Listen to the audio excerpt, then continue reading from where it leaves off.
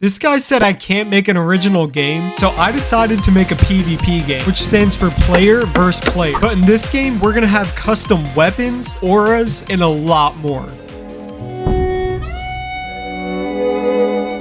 Now, the first step to making any PvP game is, well, the PvP. And so far, it's looking pretty sweet, but it doesn't actually do anything yet. And that's when I figured out I'm absolutely terrible at coding. If you couldn't tell by my previous games. What the hell is this, bro? Well, anyways, now I have to figure out how to script the weapons. Hold on, who is calling me right now? Yo, what's up, bro? Yo, what's up? Hey, I'm trying to make a PvP game, and I'll script it if you can... Yep. I didn't even finish what I was gonna say. Yep. And now we have a working weapon with the swing animation and hit detection. But one weapon is not enough for a PvP game, so we added another one that serves as a heavy weapon, which I showed a little earlier in the video, and it's gonna deal more damage in exchange for a longer cooldown. But there's one big issue with the game right now. We need a map. So Clofe and I came up with a couple map ideas that are going to blow your mind. But before I show it to you, I should probably mention what the game's about. The game's called Hallway Wars, and the gameplay is pretty relevant to the name. You have red team and blue team on different sides of a hallway, and whichever team destroys the other team's core wins the game.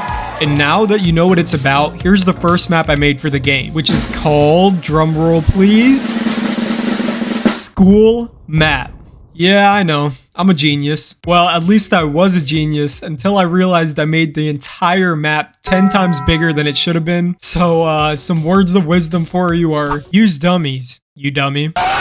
On a good note, Clofe and I decided that bigger actually does equal better, and we want the map to be massive compared to the player. But because these maps are going to be massive, we needed something to make the game a little more challenging. So we made a capture point system. Pretty much before you destroy the other team's core, you'll need to capture these points in order to damage it. And this change really made the game a lot more competitive, but it's still missing something super important. Finishers.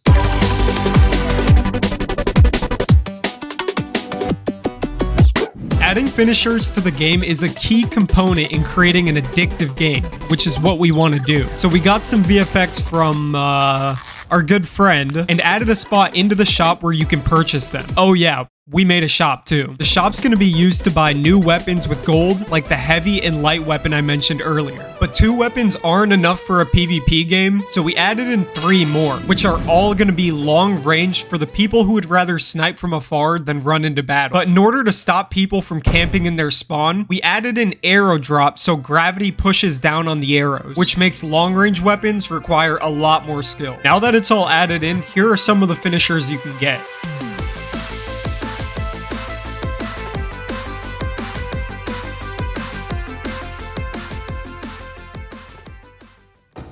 So far, the game is looking and feeling great, but because this game completely revolves around fighting people, we want to make sure the weapons are as high quality and fun to use as possible. So we decided to create different weapon rarities that you can get by playing, which not only rewards the absolute grinders, but also gives the players a new weapon to work towards to keep playing the game. Because, I mean, who doesn't want to flex their really cool sword on a bunch of Roblox players? Right? Right, guys? Right? Anyways, we came up with 5 rarities that the player can obtain, but we need a way to make obtaining these weapons actually balanced. So Clofe and I had a genius idea. Gambling. We wanted there to be excitement in getting new weapons, so we created nodes, which are pretty much just cool crates. Now these nodes are going to have percent chances that you can see to obtain a higher level weapon. And the only way to increase your chances of getting better weapons is going to be spending more coins, which can literally be earned by playing the game. And after a little bit of graphic design and coding, here's what it looks like to open a node. And now that we have nodes working, we need more weapons to actually go inside the crate because right now there's only 5. So I made some weapons to match with the school map. Then I made a club, but it ended up looking like a chicken stick, so we deleted it. Bro, if you ask me, the new weapons kind of have aura. Wait, what did you just say? That your new weapons low-key have aura.